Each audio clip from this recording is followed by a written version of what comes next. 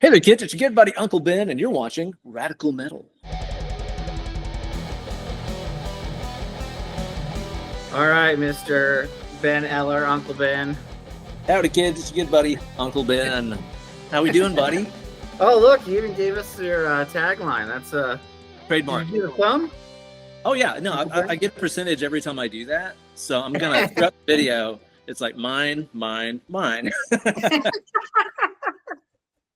Thank you so much for having me, dude. I feel like we've been trying to get together for a while. I'm glad we finally found a blank time spot on the calendar there. It's been kind of hectic for me here lately. Yeah, I find if I publicly bug someone, eventually.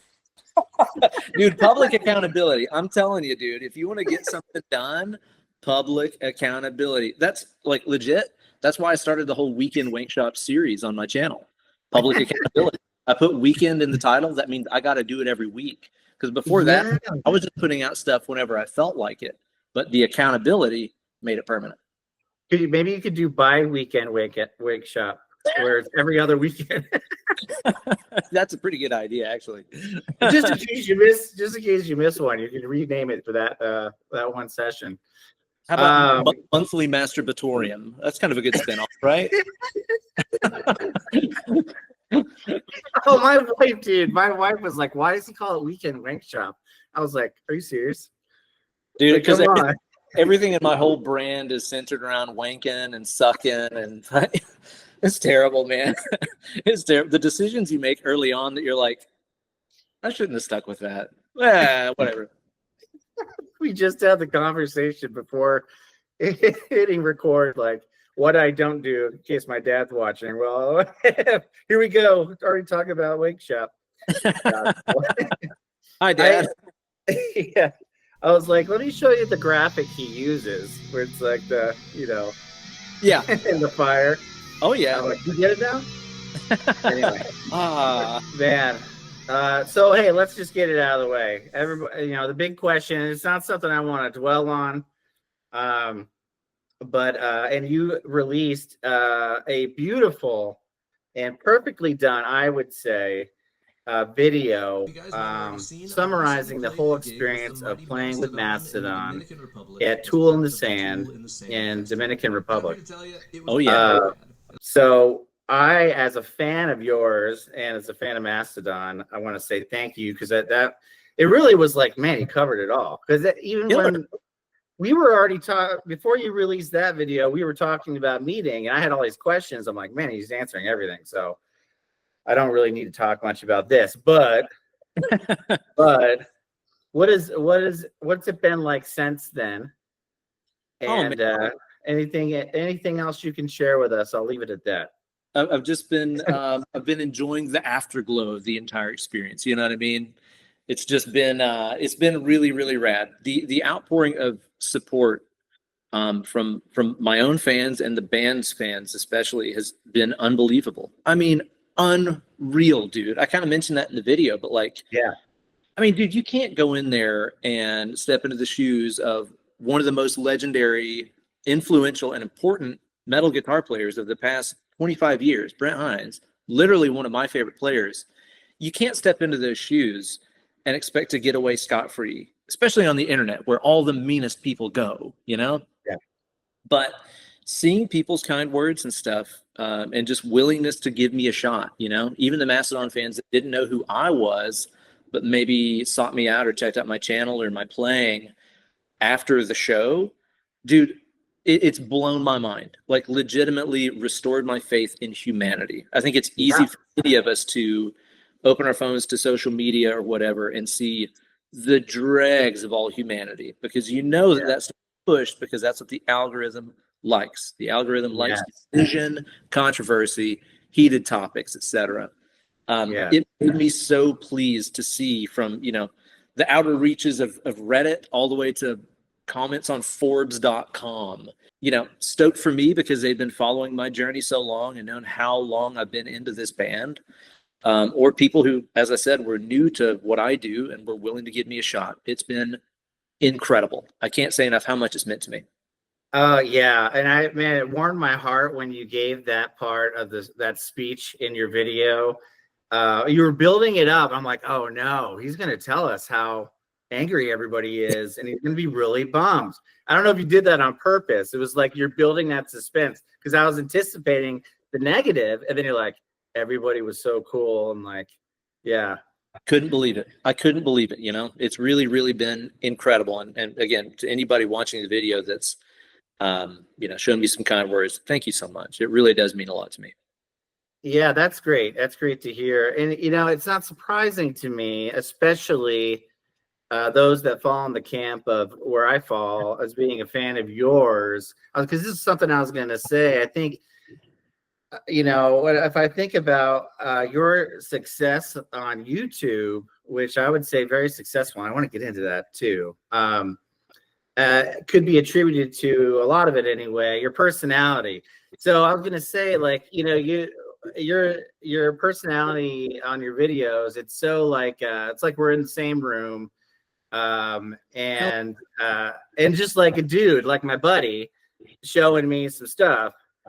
And I'm assuming most people feel that way, and that's what's kind of so great about it. It's like, hey, my boy's gonna slow it down for me here. Right.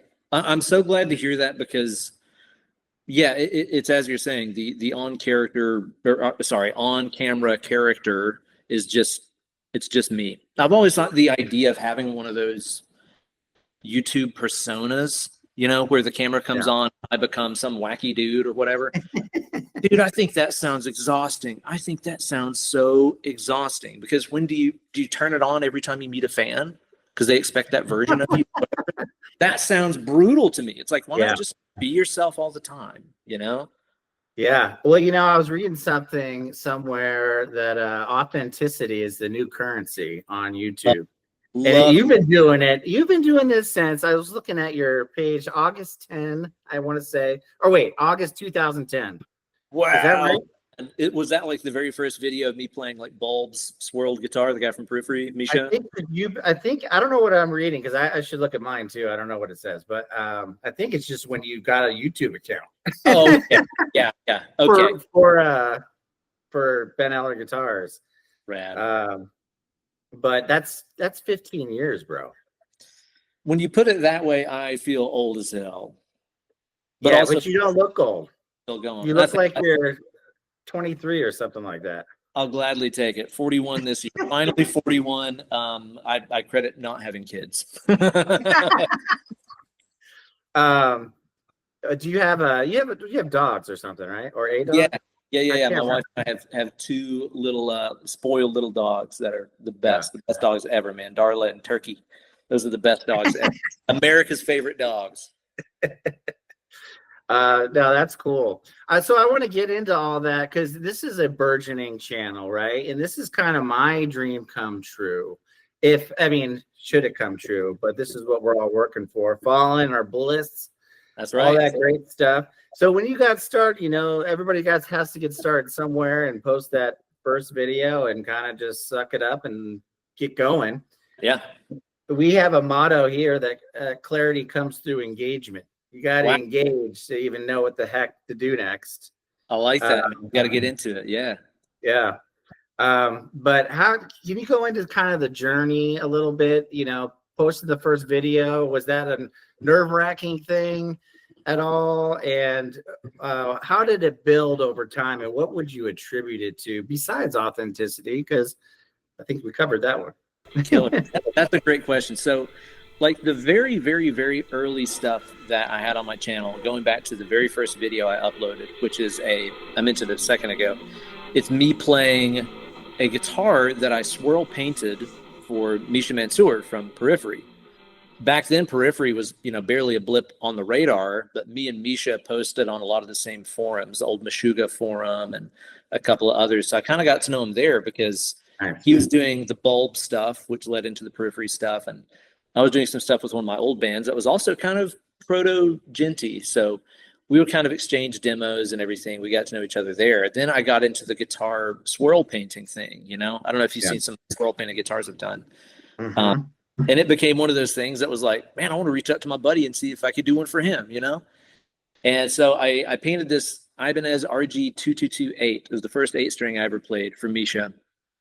And I was like, man, while I've got this thing here, I might as well do like a cool playthrough, you know, of one of my old band, Arc. It was this instrumental, progressive, heavy band. I was like, I should do like a playthrough on this guitar of one of my band's, you know, songs. Just kind of like too good of an opportunity to pass up, you know? Yeah. So it's just me and my wife and I's first little rental house, and playing along to a boom box. I think I recorded it on like what was it? Just a digital camera, you know, just some garbage digital camera. And I just put it up because it was like, I should take advantage of this opportunity while I have it. I didn't plan on anybody ever seeing it or anything. And this was also at a time before every guitar player had a YouTube channel, you know? Yeah. So I just kind of put it out into the ether as a way to get my band's name out there. I'm still, by the way, very proud of the music that band did, Arc. You can find it at soundcloud.com/official-arc. It's ARC. Check that stuff out. Really, really cool music for me. We'll put it in the description as well.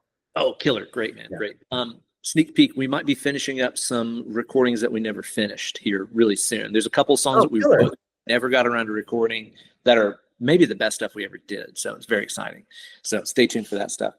But from there, dude, like I put up a couple of covers, some early Mastodon covers actually, because at that time, you know, we're talking 11, 12, 13 years ago in some cases.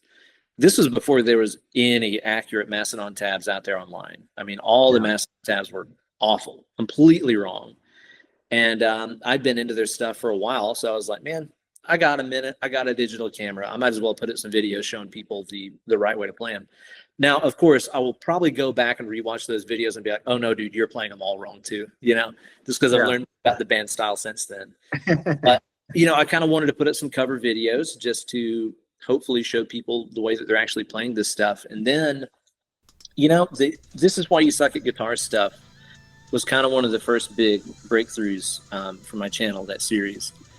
And that came from a time where I was teaching guitar lessons at a local shop, and the Guitar Vault in Morristown, Tennessee. Go check them out if you're ever in Morristown, Tennessee, home of where they found the original Evil Dead. That's our claim to fame. Nice. Yeah, I grew up like 10 minutes away from the cabin. Pretty cool. So I was teaching guitar lessons at the shop, and as you could probably guess, I'm a pretty gentle teacher when it comes to working with people. I want to encourage people, bring them up, and you know, help people along the way as best as I can with positivity and good vibes. Yeah. Even if at times in my head I might be going, Timmy, this is why you suck at guitar. You didn't practice. You know. So, oh, that's awesome. You know, I reached this point where I was like, you know, a bunch of people have told me I should put some guitar lesson stuff online, and I'm like, put it up for free? Like, I make money doing this. You know, why would I just put it up for free? And my wife and a couple other people taught me into it, and I was like, you know, if I'm going to be putting this stuff up for free for everybody to watch, I'm just going to say what I'm thinking the whole time. I'm going to say, Billy, this is why you suck at guitar, you know? Yeah. And, you know, just presented in a fun kind of snarky manner. I don't think anybody meant, you know, nobody really thought I was being hateful or anything like that. But that's kind of where it started. I think people picked up on that. And yeah, like you said, maybe just enjoyed the authenticity of it, you know? I never anticipated for it to go anywhere. It's been insane. It's been amazing. Life-changing. Did the heavens open up when you thought that, when you're giving a lesson, this is why you suck at guitar in your head? And you're like, oh, like, yeah, honestly, like, you know how you just, sometimes you see that one phrase and you're like, that's going to catch on, or like, that's going to be huge. That's going to go viral or whatever. It was kind of one of those moments where I was like, there's something about just the blunt edge simplicity of that phrase that I was like, I bet this is going to be pretty searchable, you know? Yeah. I think some people may be disappointed because I am not a guitar nerd. I play it reasonably well and all that, but I'm not into gear. I want an amp that sounds good. I turn the gain all the way up and then control the rest with the volume. Hell yeah. So I probably won't, to some disappointment, I may not ask you about gear, but I do kind of want to nerd out on YouTube.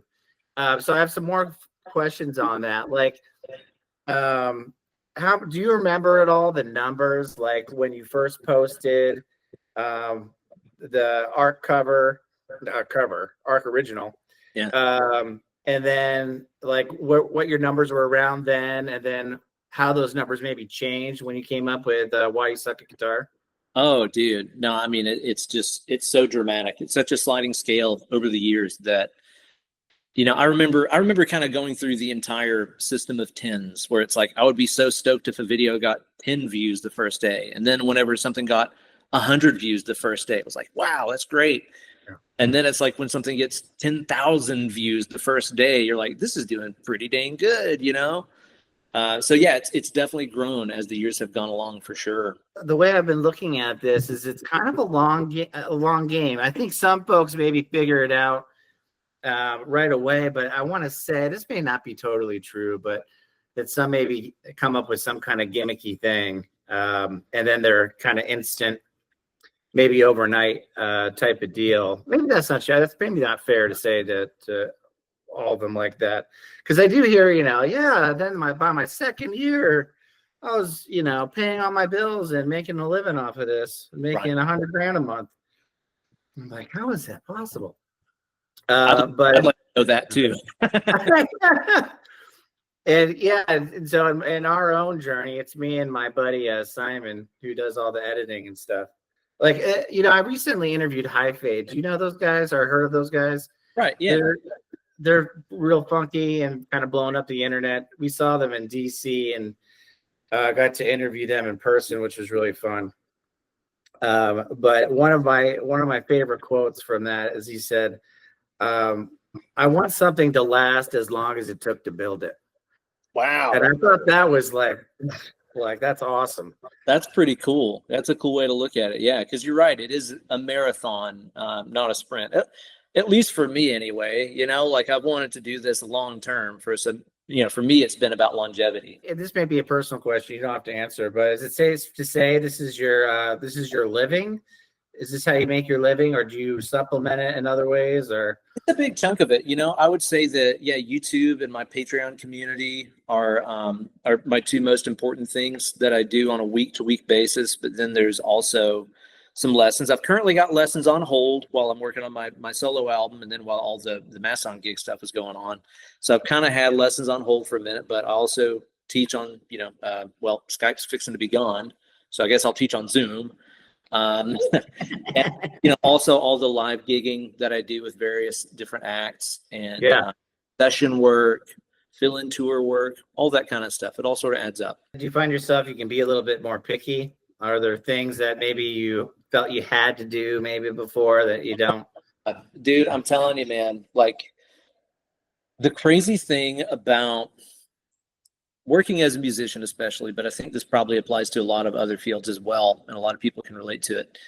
You go through a phase where you say yes to everything that comes your way.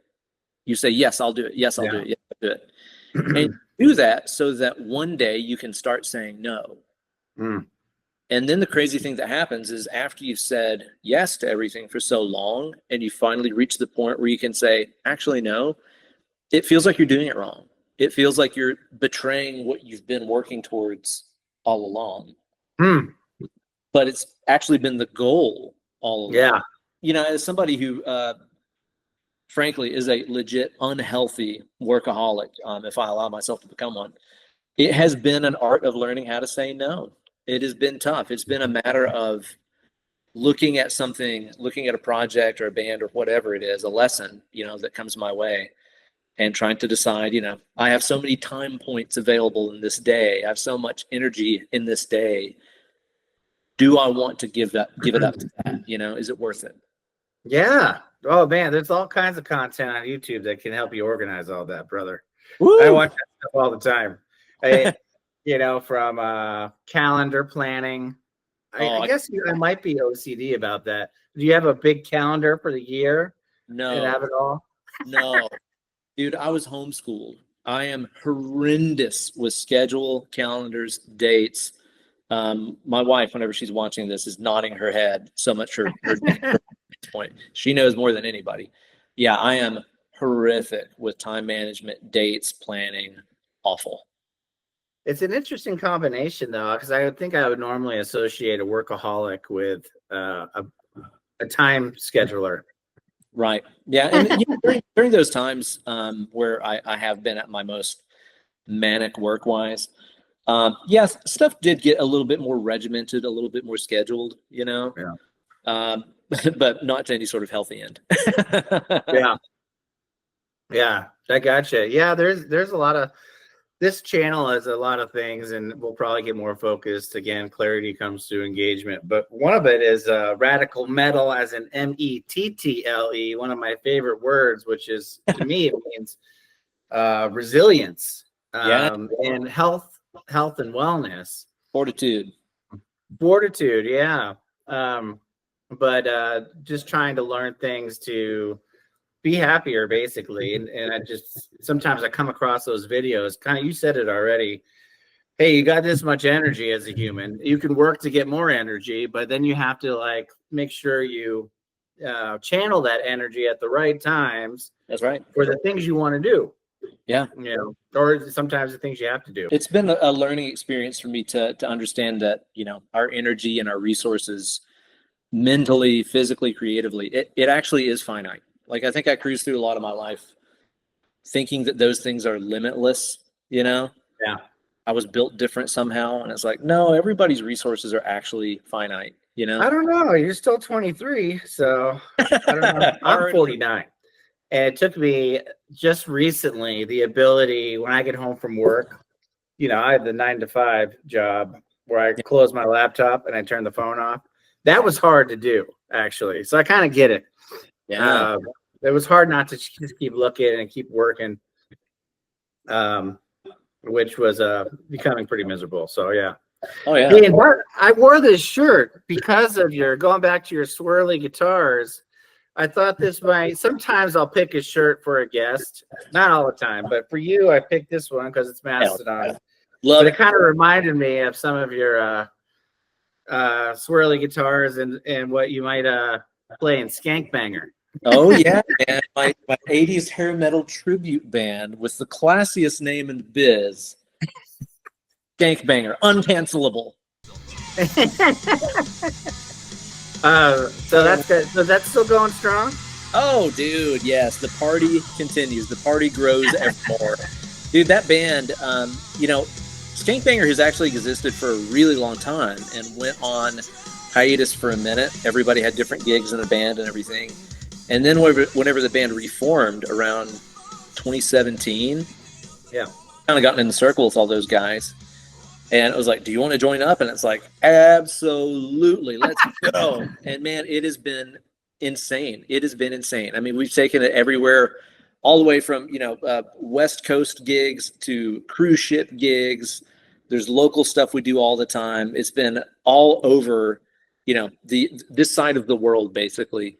And it's been amazing. Like, I keep waiting for the moment where the joke will get old and people will get tired of hearing all the 80s, the lights, tights, and cat fights that we bring out. You know what I mean? But I guess we just look so damn good in them tight pants. They keep coming out. I don't know. Oh, man, it's what the world needs, man. The world especially needs now. I mean, dude, honestly, it is one of those moments where everybody that goes to those shows is there for the same reason. They're there to party, and they're there to sing along to all these songs that they've listened to for, their entire lives, whether that be 40 or 50 years or 18 years, however long it is. Everybody's been listening to these songs forever. So, yeah, people just come together to party and have a good time. It's amazing. And obviously the material is so fun to play. Yeah, I was going to say, I'm sure you're a fan of most, if not all of it, right? Oh, dude, absolutely. Absolutely. And I'll tell you, man, even the stuff in the set list that I don't find myself listening to frequently, like, for example, Def Leppard. I'm not really a Def Leppard guy. I hate to admit this, but I'm just, it's so polished, it's so slick, it's never really been my thing. But man, playing in Skankbanger and playing those songs live, it builds a whole new appreciation for them, because you play these songs in a big room or a big hall or whatever, and you're like, man, these just fill up a space so nicely. Yeah. I'm sure everybody's singing along too. Oh, yeah. Oh, dude, there's times that, like, the crowd singing is louder than my in-ears. It's nuts. Oh, that's so cool. And then I was going to ask you about playing with Andy Wood. Yeah. Oh man, I saw the coolest clip of you playing. So I thought it was maybe most of the time you're playing bass with them, but I saw a clip of you guys shredding together. Yeah. Both with guitars. Oh yeah. Playing the same thing. Maybe there's a little bit of harmony in there, but I was like, this is so sick. Like Bill and Ted stuff. What does Andy Wood mean to you?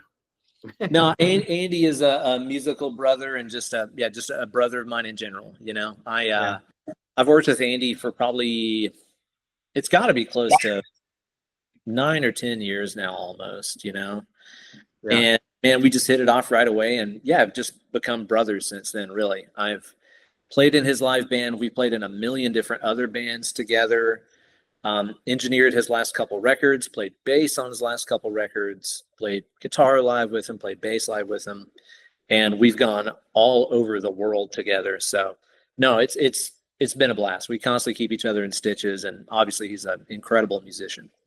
Yeah, no, I really enjoy what there is it maybe one of the wider viewed videos with him where you're playing bass. Where is it? Is it something Austin in it?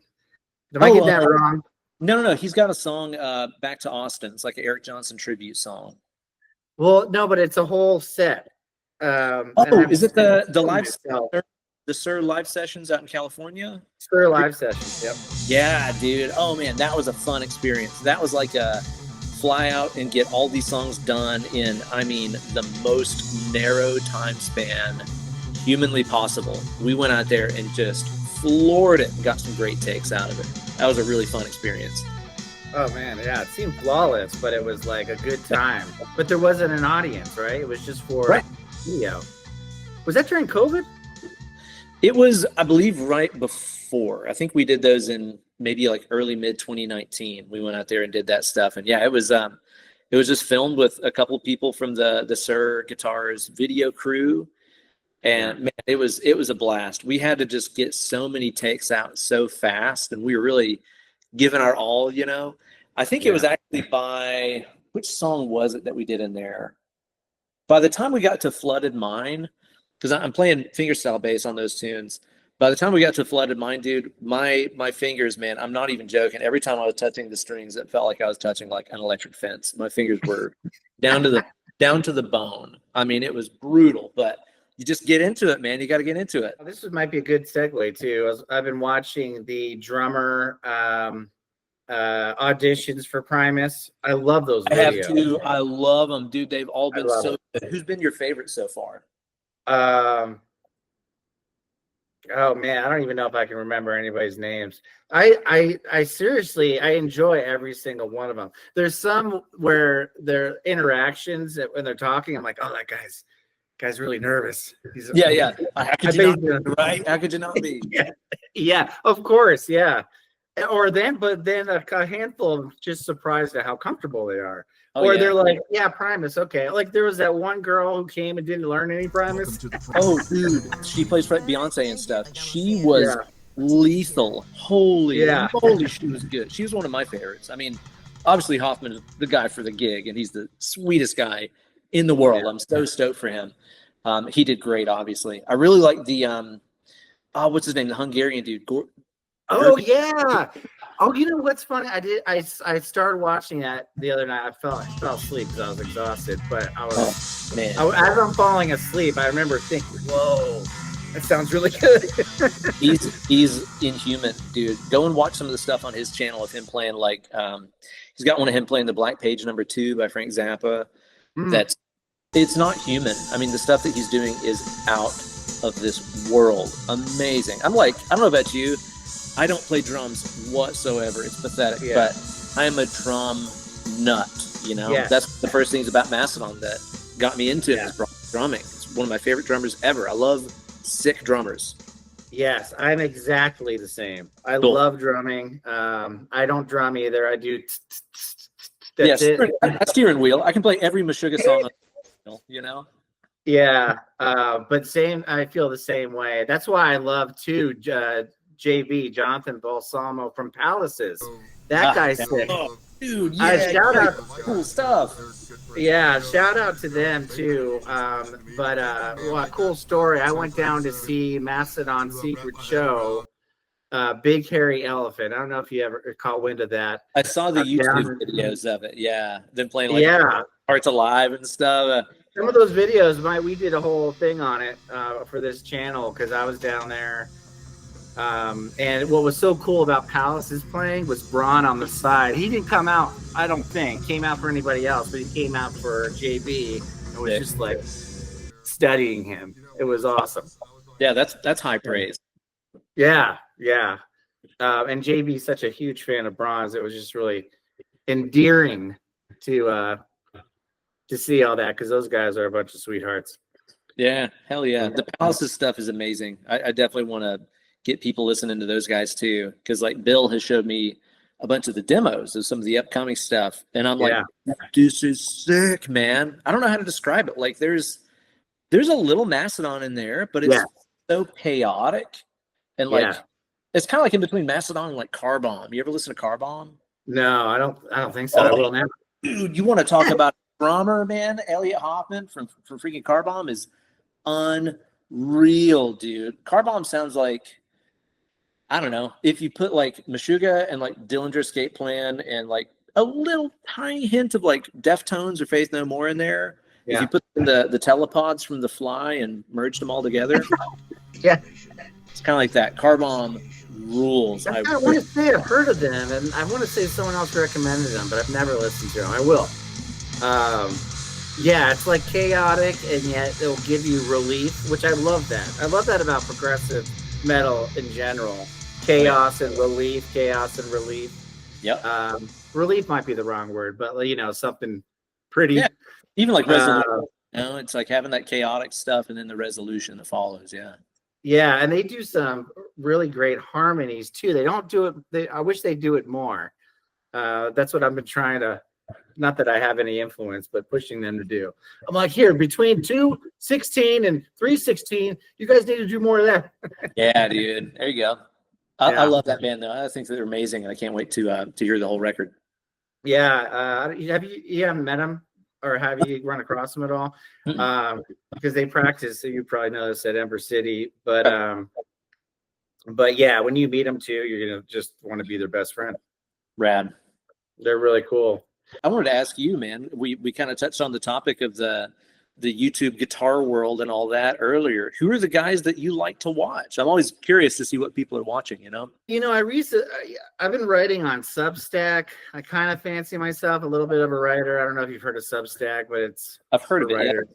Most people out there don't know how to write. I don't even know if I do either. But someone asked me to write about why I love heavy metal, so I actually been thinking about this. I'm pretty simple and basic. Like the bands that I loved, I think like whatever you're listening to in junior high and high school will for sure stay with you for life, and then maybe you let someone in later on. Like Mastodon was kind of a surprise. I heard Wolf is Loose, and I'm like, oh yeah. I was just and now since then I was been obsessed with them, but it was like the big four, Megadeth, Metallica, Slayer, a little bit of Anthrax, Suicidal Tendencies, love them. So I've seen, besides Suicidal and Anthrax, I've seen all those guys a ton of times and love that. My wife and I actually, this might be an interesting story, though, maybe boring because I've told it a couple times probably on the show. I'm listening. So my wife and I got married at Dave Mustaine's house by David Ellison. You just dropped a few names back there. You might want to pick those up. Hey, this is probably the only story that makes me cool at all. But amazing. What? That's so cool. And we don't know them or anything, but they had a fan event at Dave Mustaine's house when he lived in San Diego, and my wife and I we were engaged at the time. And they had a church on the itinerary. They had a church service on the last day, and I was like, I'm going to email the promotion company and see if they'll marry us. And she was like, yeah, right. And 2 weeks later, they're like, yeah, we'll do it. So because David Ellison's a minister. Oh, that's an ordained minister. Now he's not in Megadeth anymore, and that's a whole nother story. But so he married us, and Dave Mustaine, I'm talking to him, we're talking about the rings, and Metal Hammer was there. My wife was in Metal Hammer magazine. Apparently I wasn't photogenic enough. But Vic Rattlehead walked her down the aisle. No way. Pico Lorero was playing classical guitar while she was walking down the aisle. It was really great. That's the coolest wedding ever. There's no topping that. It was great. You know, it's funny. I joke about this too, and this is true. I wanted Brent Hines to marry us. Oh, wow. That was my dream, to get married maybe on stage or something like that. You know, you see that sometimes. Oh, yeah, totally. But, you know, I never really tried to do it. I just thought that would be my number one. But when I found out David Ellefson was a minister, I was like, oh, this is probably the no-brainer. There's no way Brent Hines, I can't imagine he's an ordained minister. Dude, Dave Ellefson is the sweetest dude on earth, right? Yeah. Super nice guy. Totally.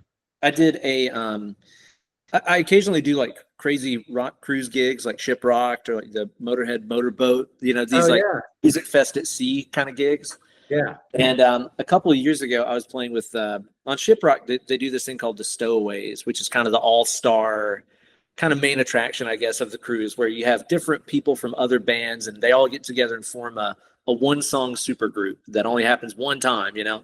Yeah. And this one year, I think it was maybe 2022, one of the tunes that we were doing, and me and Andy Wood and our drummer Andy Campbell are kind of the core band of this Stowaways thing. And we did one by Metallica with the three of us, and we had Randy Blythe from Lamb of God on vocals, and Dave Ellefson on bass. Nice. And that was definitely one of those moments where, like, I just kind of had to pause in the middle of the song and look around and be like, I'm floating around on a boat in the middle of the ocean playing one of the greatest Metallica songs with my buddies, Randy Blythe and Dave Ellefson. Like, where am I? How did this happen? You know? Oh man. So yeah, it's like, gosh, you almost feel like you reached the pinnacle, and then Mastodon calls. One up. It's like, dude, it's like when you're playing a really sick RPG and, you know, your character reaches level 99 and you're like, I guess I'm maxed out. And then you beat that boss and you go to level 100 and you're like, how high does it go?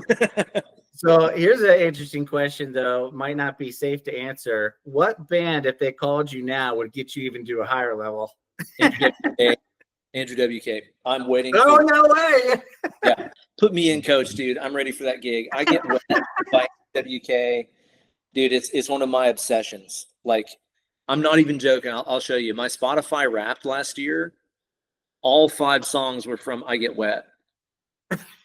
And I was noted as like, you're in the top, you know, it's like 0.001% of Andrew WK yearly listens. Like, oh wow. Yeah. And thank you note.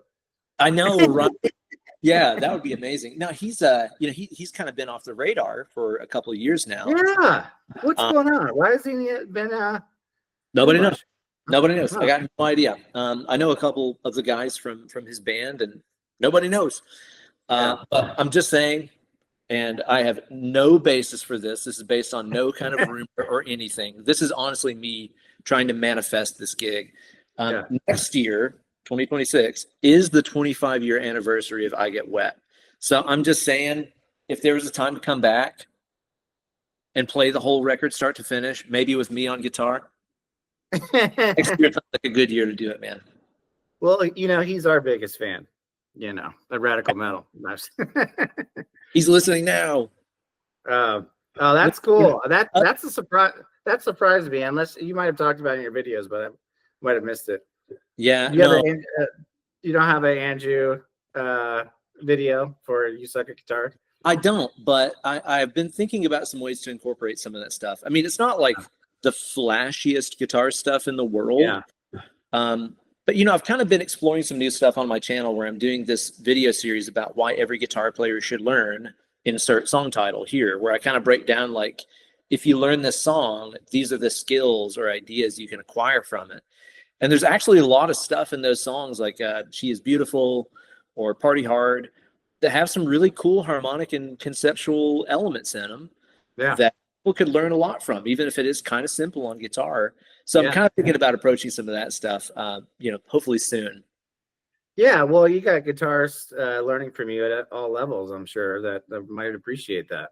Absolutely. Yeah. There's got to be something for everybody, right? Now, man cannot live on shred alone, dude. Yes. Oh, dude, you're just teeing them up for me. These segues. Trademark. 1%. I have a question.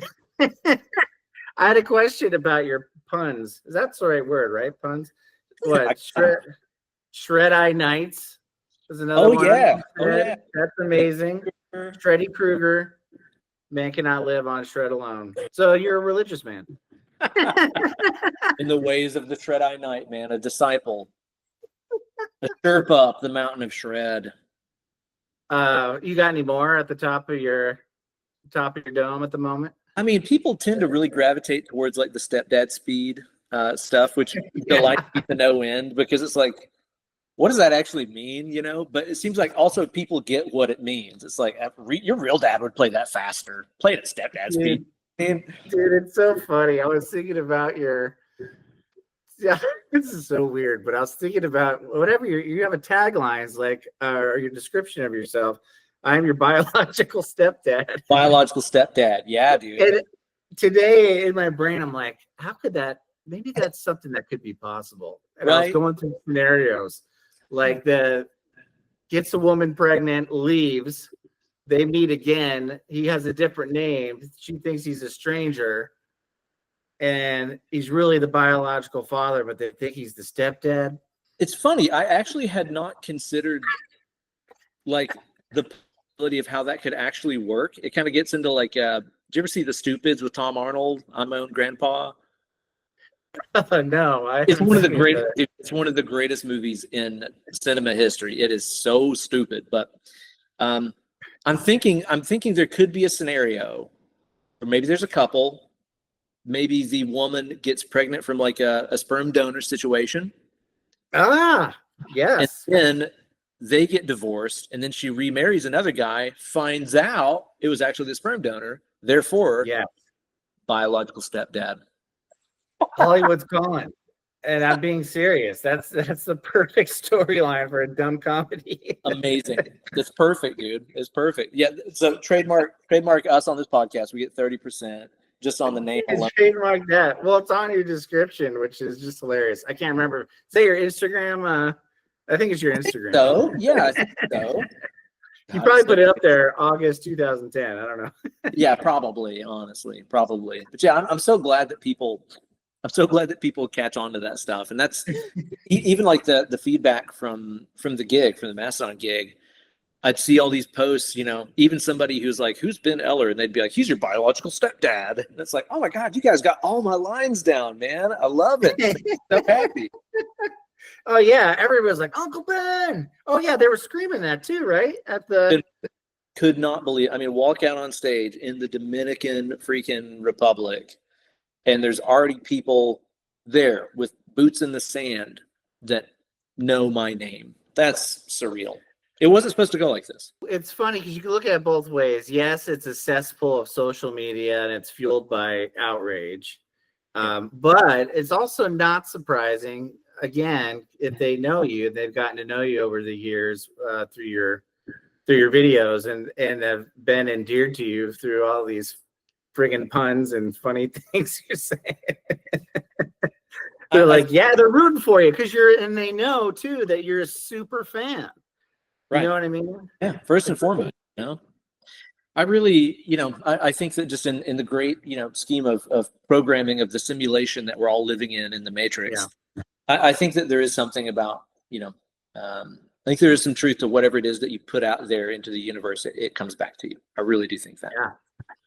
Oh man, gosh, I kind of want to go down a rabbit hole with that, but maybe I'll save it. You might have to come back on. Let's talk about the Matrix, dude. Let's talk about the Matrix. Well, man, I'm all about the Matrix. I'm kind of really going down the rabbit hole of this like manifest stuff. You mentioned manifest earlier, and I find it all very interesting and viable, and actually somewhat reasonable if you believe we're in a matrix, and then maybe there's ways to tweak it. You know what I mean? You know, there's hacks for the game, dude. I grew up playing video games and stuff, and you get close to that wall, you clip that corner, now you're jumping through the wall. There's hacks, okay? Yes. Yeah, they're hacks. You know what I also think of a lot is oh shoot. Every time I want to remember something, I have trouble.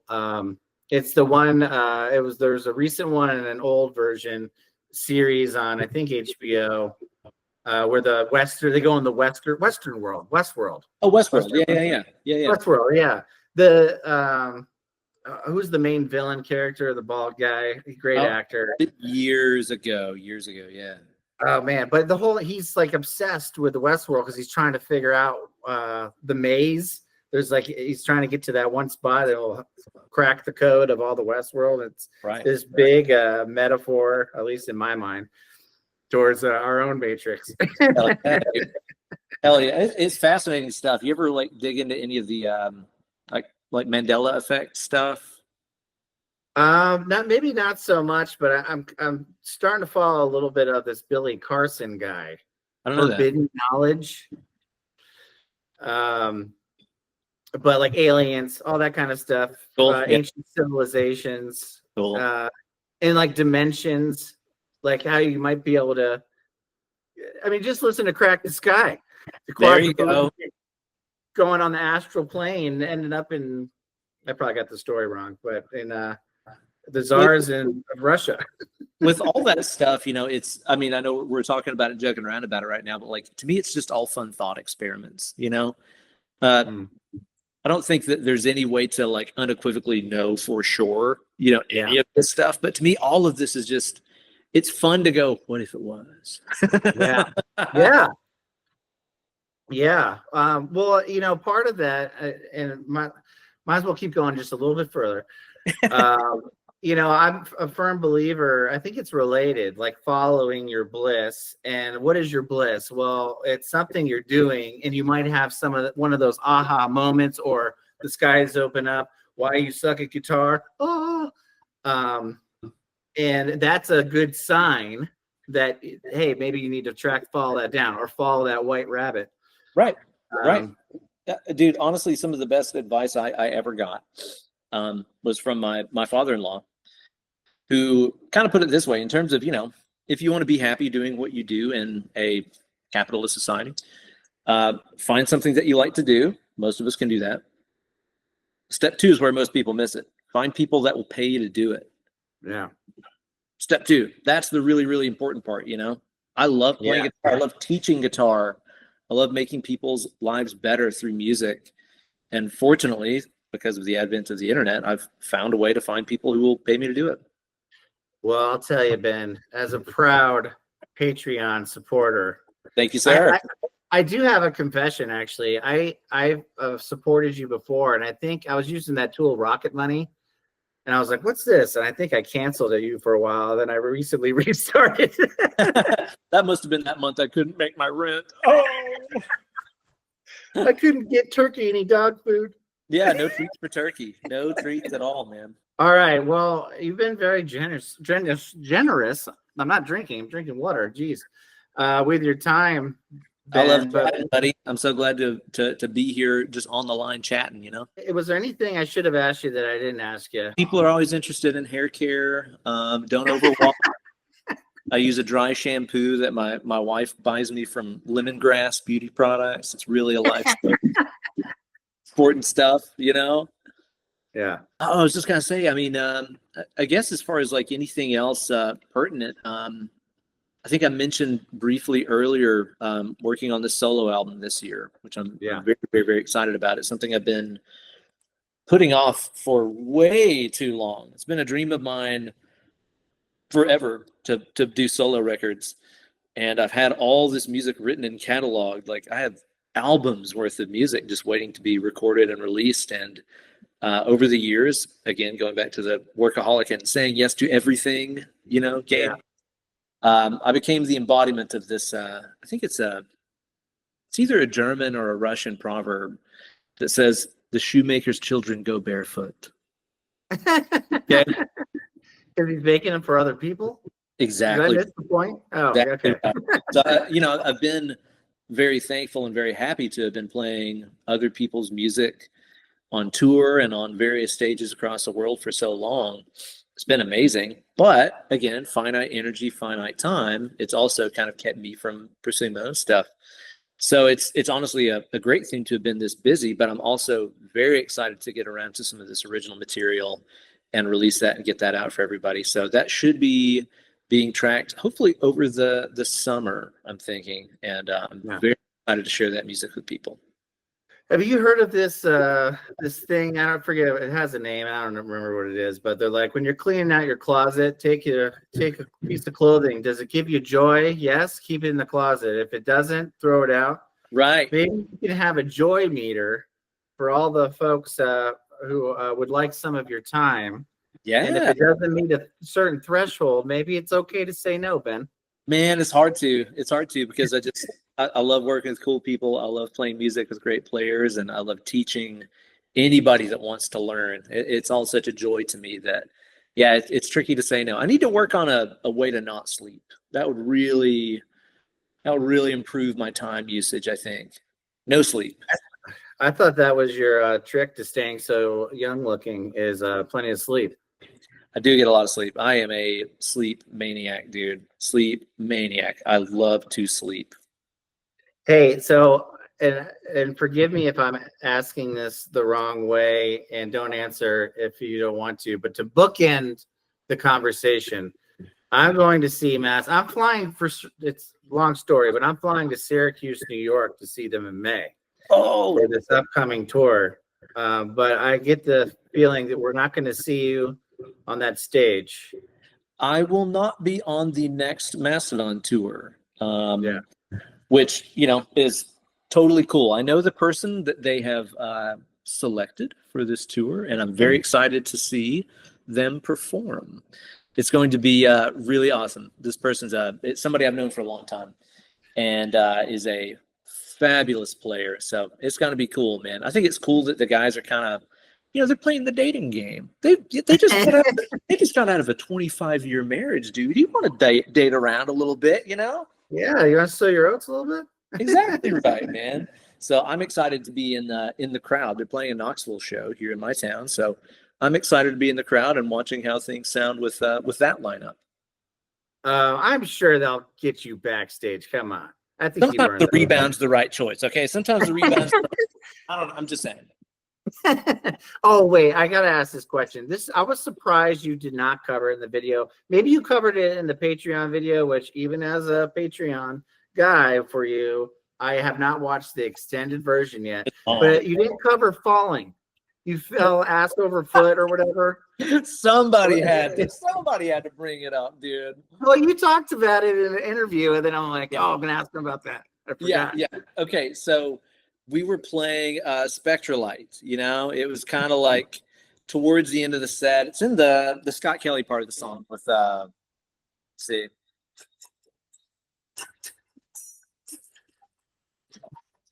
Those parts of the song. I've not played that. I'm not sure why I can't hear it. I think there's a setting we have to put, but I can't remember. It might be. It's just calling that rock and roll riffs. It's calling them noise and filtering it out. It's old school, But it's in the bridge part of the song that has the Scott Kelly vocal on it. And we're all like rocking up at the front of the stage, and we were all on in-ears, but they had set up monitor wedges in front of my mic on the stage. Brent always had monitor wedges because he didn't do ears. So they had monitor wedges just in case, because that was a stage plot. It makes sense. Yeah. And man, we were rocking it up there. And dude, I take a step back, and damn it, dude, my right heel just clips the edge of one of those monitors. And you know how like the time dilation gets really weird, where stuff happens in slow-mo, and later on, yeah. Like, how many thoughts you had over the course of like half a second? I feel myself start to topple back, and it's like, Ben, you did not just fall down on stage. And it's like, well, this is happening. Here you go. You're falling down on stage right now in front of everybody. I look up, I see my boots against the clear Dominican Republic sky, the beautiful stars, my boots and shoelaces dangling. And it's just like, dude, here's the thing. You have to make a joke out of it before anybody else does. You have to own it. Yeah. You know, when you make fun of it first, you control the narrative. You know what I'm saying? Yeah. So it's just like, oh Momentum. well, you know. So it's feet in the air, a quick spring up, a thumbs up. I'm okay. Right back to it. You know, that's Do what you you guys got do to the crowd cheer? do. Yeah. No, I can just say when you put the thumbs up and everybody just goes crazy. I think that'd be awesome. Yeah, totally. Totally. Yeah, because again, you know, you're not going to play that off. You know, you can't act like that didn't just happen. It just happened. Just own it. Have fun, you know? Do you remember if Troy or Bill laughed at you? They were still at the front of the stage, so they did not see it. I was talking to Braun after the show, and Braun was like, "Yeah, I saw you kind of bite it up there. I just thought you were doing like a pratfall, like it was some physical comedy." And I was like, "You know, that's what it turned into. So I'll take it. It was a pratfall." Cool In your guys. guitar theme tune? It did. I was playing my lovely Sir Alt T, which is my thin line Telecaster by Sir, maker of some of the greatest guitars on earth. And that was also another thought that kind of went through my head. It's like, save the guitar, dude. Don't bust the guitar. So it kind of rolls around front, you know, like this. And it's like, don't bust the guitar. And it stayed in tune just It's kind of like falling with your beer. You know, can't spill your beer. right. Yeah, yeah. Keep that thing upright. The funny thing is like whenever I did that, I had my wireless pack in my back pocket, as usual. Yeah. Slipped onto my back pocket. And I fell, and I think like the battery case like kind of came undone. Something was dangling. And my guitar tech, Fish, who's amazing, total lifesaver, Fish kind of like waved me down at the end of the song. And as we're going into Mother Puncher, the next song in the set, he calls me over to the side of the stage so he can mess with my wireless pack. So like for the first, 45 seconds of the song, Fish is over there just like patting my butt down on the side of the stage, trying to fix my pack before he sends me off into the rest of the song. Pretty cool stuff. Cool moments. That's awesome. Yeah. Way to go, Fish. Saved the day. He got to know me very intimately, very quickly. We had just met the day before, and then he was, feeling my butt up in front of 4,000 people. Pretty cool. Yeah, that's great. I'm sure it felt comfortable and maybe even inspired you some. Maybe. There. Yeah, maybe. I learned some things about myself. Dude, I appreciate you so much having me on here. It's been a blast talking about all these shenanigans. The show was incredible. Massive thanks goes out to the guys in the band for trusting me to fill in on such short notice and everything and come in and get through the fest, make that gig happen. It was absolutely amazing, unforgettable experience. Hopefully there will be more, but time shall tell about that. But yeah, absolutely honored to get to play with that band, man. I mean, I've been obsessed for 20 something years, one of my favorite bands of all time. So to get that call, like, hey, would you be comfortable filling in on a show soon? It's like, yeah, dude, put me in, let's go, So, but also too, as somebody that plays in bands, I know there's so much trust that you have to have getting a sub for a gig, that can be a nail biting experience, I never want to make anybody nervous on stage if I'm subbing with them. So it takes a lot of faith for a band to do that. So I'll always appreciate that very much. And yeah, man. Well, we were all rooting for you, as you found out. I do another claim to fame is I feel like I was the first to call it on Mastodon Mayhem. Were you really? I will invite the Facebook forensic team to do an investigation to verify that, but I'm almost positive that I called it. In fact, I did a little spiel on it on this channel saying what a great a decision that would be to have Ben Eller. Right. So I think your peeps, man, we're rooting for you. I seriously couldn't have been happier. It was like, it was actual genuine joy to know that you were gonna be doing that. Just getting to know you over the years through your channel. So wow, this has been an honor too. I really appreciate you coming on, man. It's gonna be so much fun to release this. Heck yeah, man. No, I'm so happy to hear that, and thank you so much for the kind words, man. I mean, it was an honor for me just to do this for my own personal interest in the band and love of the music, but then to turn around and see how many people are like, dude, I'm living vicariously through you. Like, I don't know you, but I'm so excited for you just to be along for the ride. Like that means so much to me. I can't even put it into words. Yeah, no, it's all true. It's like you're up there for all of us, man. Yeah, it's really buddy. great. Yeah, man. And I'm glad you're on Mastodon Mayhem. So I'm gonna post it on there. This is All right. Mastodon related after all. After all, it just makes sense. Hey, thanks again, Ben. Thanks for giving me so much time. It was really fun talking to you. I hope we get to do this again sometime. Let's do it again sometime. Maybe when that solo album comes out and everything, be a good time. Yeah, absolutely. I'll bug you about it. I'll publicly shame you into doing it. There you go. It worked once. That's right. Hey, whatever works. Hell yeah, man.